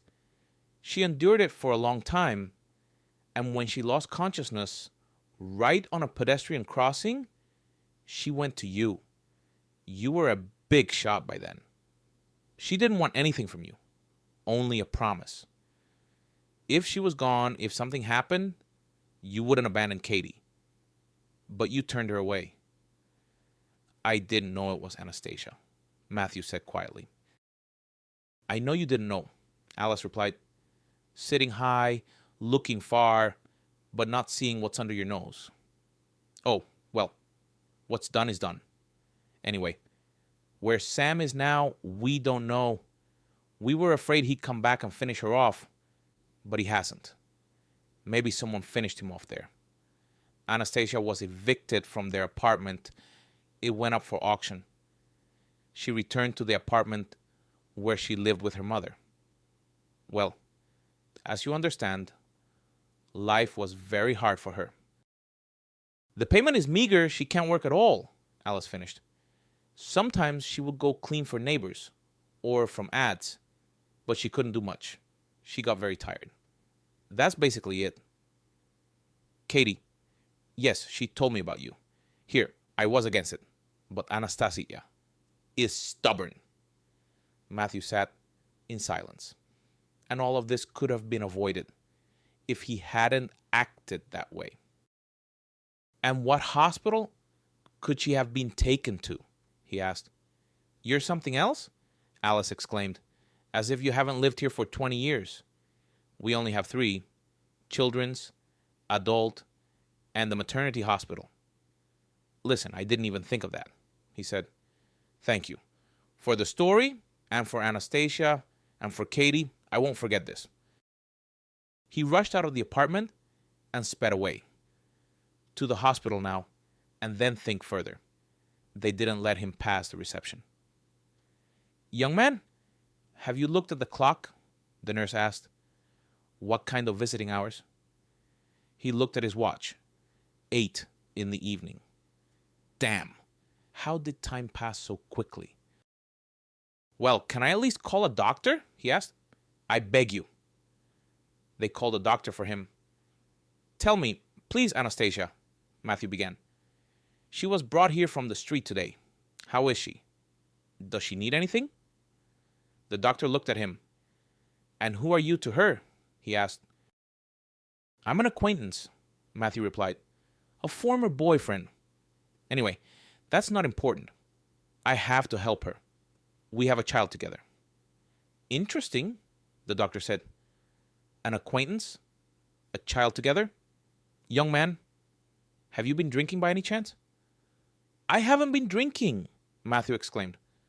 I haven't been in town for 7 years, and I didn't know we had a child. The doctor looked at him carefully, took out a pack of cigarettes. Let's go outside, he said. You can't see her anyway. She's in intensive care. In intensive care? Matthew was horrified. Is it that serious? You bet, the doctor replied. She must really not care about herself. She was told a long time ago she needed surgery. There's a growth after the blow that's pressing. But we're all waiting for a miracle, right? Matthew asked. Why can't it be done now? I beg you, the doctor interrupted him.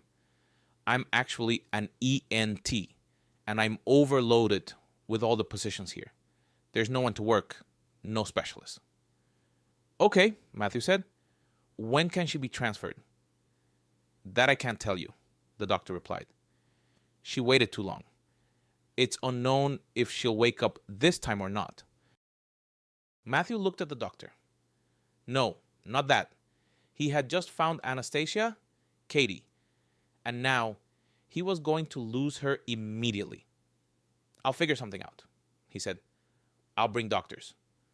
From where? The doctor scoffed. From Geneva? From the capital? Exactly from there, Matthew replied. Everyone will be here tomorrow. Are you joking? The doctor didn't believe him. No, I'm not joking, Matthew said. So tell me right away what else is needed. The doctor took out a notepad, wrote something. Matthew took it. The first line was lamps. I don't understand, he said. We have 1 lamp left in the operating room, the doctor explained. You can remove an appendix with that light, but you certainly can't dig around in a person's head. I understand, Matthew said. It will be done. Matthew jumped into his car. He drove home, calling William on the way. "Will, help me," Matthew said. "I need a team of surgeons to come here. You won't believe it, but I have a daughter, and her mother is between life and death right now, and they can't do anything for her here. It's a complex brain surgery." William whistled. "Wow, news!" he exclaimed.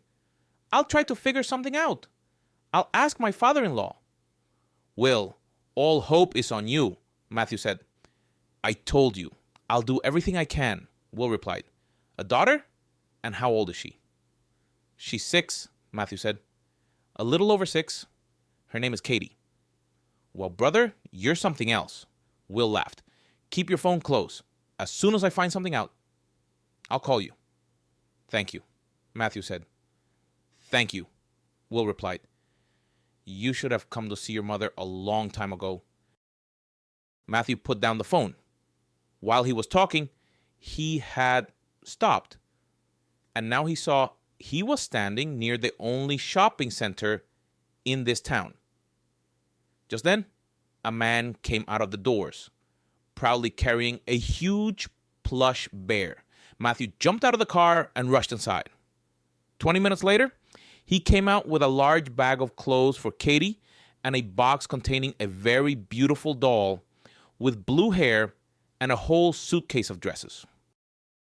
He found his family in the kitchen.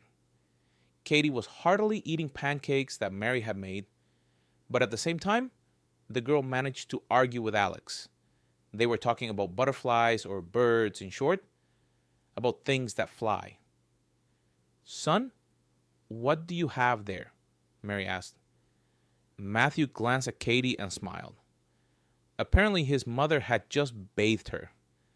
The girl was radiant with cleanliness, dressed in Alex's shirt, the sleeves rolled up, and she herself was barely visible in the shirt. Matthew handed the bag to his mother. "There's a pajama, some dresses," he said. "I don't really know. I just gave the age and said I needed everything for the first little while."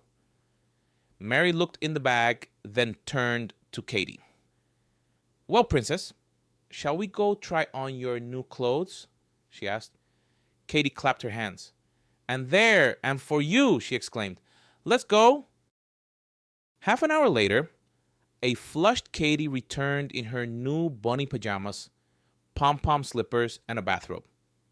She came up to Matthew. "Thank you," she said quietly. He was flustered. "You're welcome," he replied. "I have something else." He handed her a large box. The girl held it with difficulty. Mary rushed to her. "How about I help you?" she said. She opened the box, and Katie gasped. The girl touched the doll's hair with her fingers, fingered the beads around its neck. "How beautiful she is," Katie exclaimed. "What will you name her?" Mary asked. "Anastasia," Katie replied. "She's as beautiful as my mommy." Mary looked at Matthew and then back at Katie. Tears rolled down the girl's cheek very quickly. Matthew knelt beside her. "But why are you crying?" he asked. "Don't you like the doll?" "I like it very much," Katie replied. "It's just that you bought me so many things. It's so nice here, and Mommy is there alone." "They will cure her," Matthew said, hugging her. "Of course they will cure her. Very good doctors will come from the city where I live. They will operate on Mommy, and everything will be fine. Mommy will never have anything hurt again." "Really?" the girl asked disbelievingly, then hugged him around the neck. "You know, I knew right away that you were my daddy," she said, because you have kind eyes, and Mommy said that my daddy has the kindest eyes. Will you save Mommy? Mommy said that when Daddy is here, everything will be fine." Mary turned away, wiping away tears, and Matthew looked into the girl's eyes. "I promise you," he said, "now everything will be fine. Well, shall we go dress up Anastasia?" Let's go, Katie exclaimed. Matthew happily helped Katie dress the doll, even acting as a stylist when they chose which jacket would go with the white trousers. Then they settled on the sofa to watch cartoons. And they both fell asleep like that. Mary covered them with a blanket and dimmed the light. Will called at 4 in the morning. They'll be here around 9, he said. Meet them at the edge of the city so they don't get lost. Will, I'm eternally indebted to you, Matthew replied. Stop it, Will said. We're like brothers. No need to keep score of who owes what. Go on. Good luck there. Thank you, Matthew said. Thank you, Will replied. You should have come to see your mother a long time ago. In the morning, Matthew stood at the edge of the city. A black minivan stopped next to him. He waved to the driver and drove ahead. The surgery began 2 hours later. He stayed in the corridor the whole time. A nurse tried to kick him out, but he looked at her in such a way that she didn't bother him anymore. While he sat, he thought about many things. Then he started studying the pictures on the wall, walked around, sat down again. There was a noise in the corridor. He turned his head. A woman was being wheeled on a gurney, apparently brought by ambulance, and a man with glasses was running beside her. Susie, I'm here, he said. Everything will be fine, don't worry. The woman looked past him somewhere and didn't answer. And there was such detachment in her gaze that Matthew felt uneasy. They didn't let Pete into the room. He sat on a chair in the corridor and buried his face in his hands. Matthew had promised his mother he would stop by, but he had gotten so caught up. He walked over and sat down next to him. Hey, Pete, Matthew said. He raised his head and looked at Matthew, apparently not understanding who was in front of him. Then he smiled weakly. Matthew, is that you? He asked. What's wrong with your wife? Pete waved his hand. Don't ask, he said. In the last 6 months, they've given her 3 diagnoses. They say she needs to go to a big city where there's equipment, where there are doctors. Well, why aren't you going? Matthew asked. You need money to go, Pete replied. I work 2 shifts, and the money... Oh, don't ask. I can't stand to watch my Susie fading away, and I can't do anything. So I don't understand. It all comes down to money? Matthew asked. It does, Pete confirmed. Do you have a card? Matthew asked. A card? Well, I have a bank card, Pete replied. Why do you need it? I need it, Matthew said. Give it here. Pete obediently took out his card, and Matthew took out his phone. He transferred a large sum to Pete's card. Bye, he began, but bent his phone in his pocket. Pete looked at the text message, then at Matthew. What are you doing? Pete exclaimed. We have nothing to pay you back with. It's nothing, Matthew replied. You'll pay me back in the next life. Leave tomorrow. Here's the address. He wrote down the address of his house in Moscow. This is my house. I'll warn the housekeeper that you'll be staying with us while the examination is done, although your wife will probably be admitted. Well, you can stay alone. Matthew stood up. Pete also jumped up. He was pale, stammering, and couldn't start talking. Matthew, I'll work it off, he exclaimed. I'll pay everything back. Thank you. You're welcome, Matthew replied, looking at him thoughtfully. You know, money is nothing compared to the life of a loved one. He walked away and sat down again on the chair next to the operating room. He closed his eyes. Maybe he even dozed off, because when the door opened, he jumped up sharply. not fully understanding where he was. The doctor who had come from the capital approached him. "Well, the girl was born lucky," he said. "Another day and the surgery wouldn't have helped, but everything is fine as it can be for a person with a hole in their head."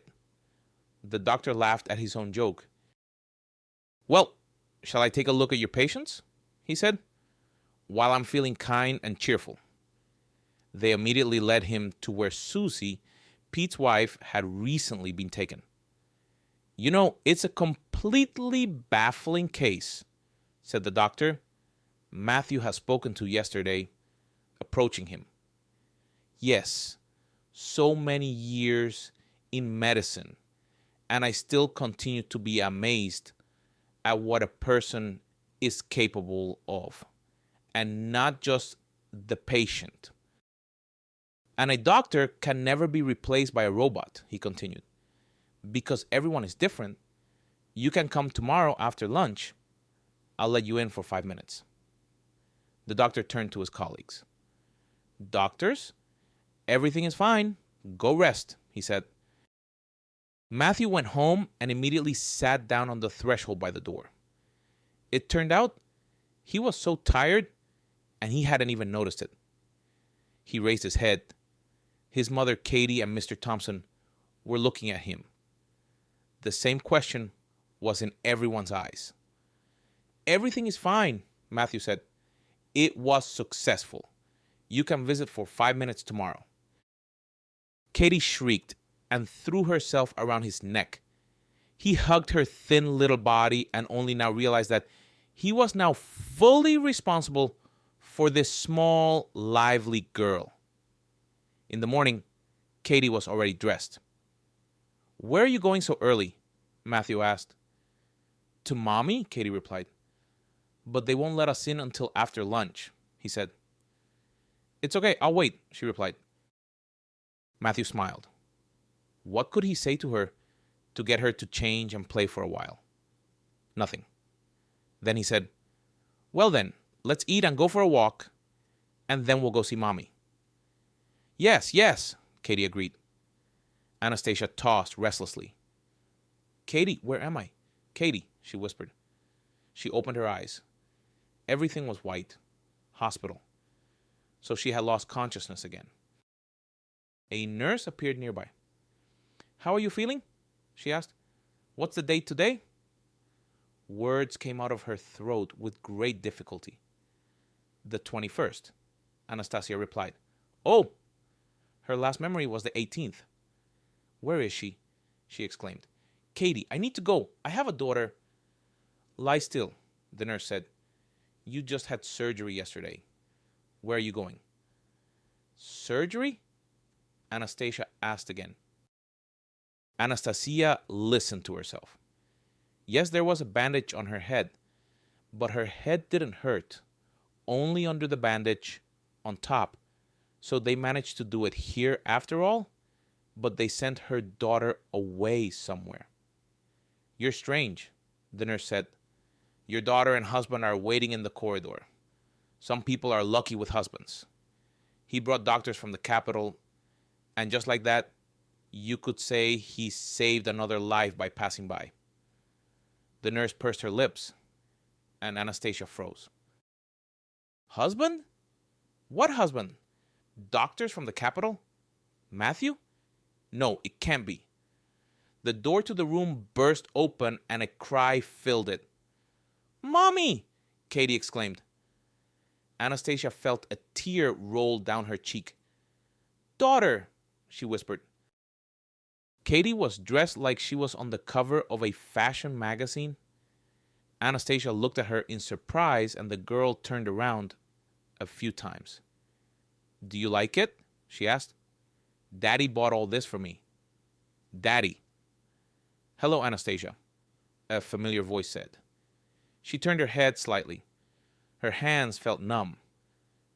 "Matthew." "Quiet," he said. "You can scold me later, you idiot. We only have 5 minutes. Katie is fine. We're staying at my mother's place." "Don't worry," Matthew continued, saying all this in one breath. She likes eating with us. We'll come see you every day. And forgive me, you big fool. Anastasia smiled weakly, and Katie immediately whispered in her ear, but very loudly, Mommy, Daddy said everything will be fine for us now. Yes, daughter, Anastasia replied. If Daddy said so, it will be. Anastasia was discharged a month later. She had noticeably improved, her paleness was gone, and she had gained some weight. There was no need to even mention Katie. She was a completely different child. Matthew couldn't even remember how lost and thin she had been in the park back then. Now he understood one thing. Children have energy like a spaceship. It sometimes runs out, but it recovers in 5 minutes. And children only stop asking questions when they are asleep. He handed Anastasia flowers, opened the car door. To my parents now and home tomorrow, he said. Home? Anastasia asked again. Yes, home, to Moscow, Matthew replied. Or does something keep you here?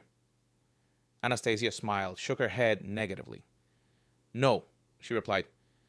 The most precious things to me are right here now. That's you and Katie. Matthew didn't have time to answer. Someone was running toward them through the hospital park and shouting. Is that Pete? Matthew thought. Did something happen to his wife? Matthew! Pete shouted, out of breath. He couldn't catch his breath. What happened? Matthew asked. It happened, Pete exclaimed. My Susie is getting better. Matthew, I want to thank you. Pete wanted to kneel, but Matthew caught him in time. What are you doing? Have you gone completely mad? Matthew said, Live and be happy. Don't put off having children. Children are happiness. Pete wiped away tears and kept mumbling words of gratitude. They got into the car. Well, shall we go meet the in-laws? Matthew asked. Katie jumped up and down. Grandma baked a cake today, she exclaimed. I helped too. Anastasia closed her eyes. What a happy fool she was. But happy. How many times had Alice told her to go see Matthew's mother? But no. Some foolish pride. Matthew didn't need her. She had driven him away herself. If only she had known how much could have been avoided. But on the other hand, there wouldn't be these moments of absolute, complete happiness now. Mommy, Katie called. Yes, Katie, Anastasia replied. Does Daddy ever lie? The girl asked. No, of course not, Anastasia smiled. What happened? She asked. No, Mommy, nothing, Katie replied. It's just that Daddy promised me a little brother or sister soon. Anastasia coughed, and Matthew asked solicitously, Maybe some water? His face was so innocent that Anastasia couldn't help but laugh.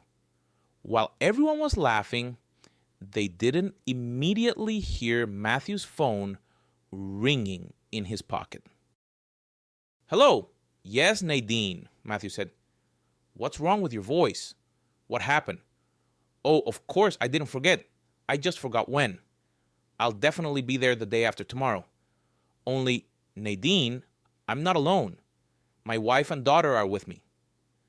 A howl or a shriek came from the receiver. Matthew even had to move it away from his ear slightly. Got it, he said. By 2 o'clock. He hung up, looked at his girls. Well, is social life starting? He asked. The day after tomorrow, we're going to a wedding. A very famous restaurant in Moscow. We'll have to leave early tomorrow. You need outfits too. You must always be the most beautiful ones. A year and a half passed. Nadine and Anastasia were sitting in the park. I don't feel well at all today, Nadine said, rubbing her lower back. And I've had aches since morning, Anastasia agreed. Where did they go? She asked. I don't know, Nadine replied. They went for ice cream as if it was across the ocean. By the time Matthew and Victor returned, their wives were quite on edge.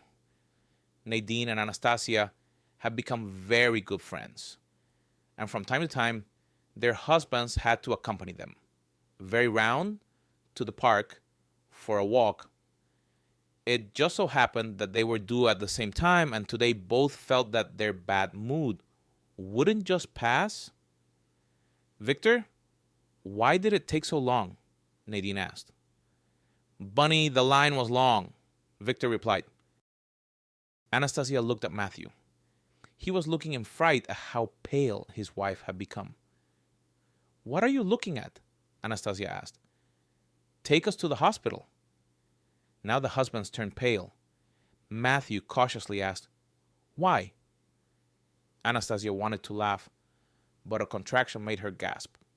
Matthew? Don't ask stupid questions, she said.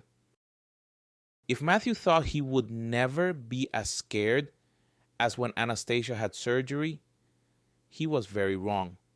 When they got stuck in traffic and Anastasia was in the back seat, Matthew thought he would go gray. They arrived at the house like they were racing. Matthew picked up his wife in his arms and ran to the emergency room. Victor followed close behind. True, Nadine proudly walked herself. 2 hours of tense fear. What if they were too late? What if something went wrong? Then the door opened. It seemed to Matthew that they were the gates to heaven, and the nurse was a kind angel who said loudly, Well, daddies, you have strong boys, heroes. Matthew suddenly felt weak. He leaned against the car and almost cried. A son? He was the happiest man in the world. He had a clever, beautiful daughter, a clever, beautiful wife, and now a son. What more could he ask for from this life? For some reason, Mr. Thompson's words came to mind. The main thing is to at least try to fix what you can. And Matthew listened to his advice.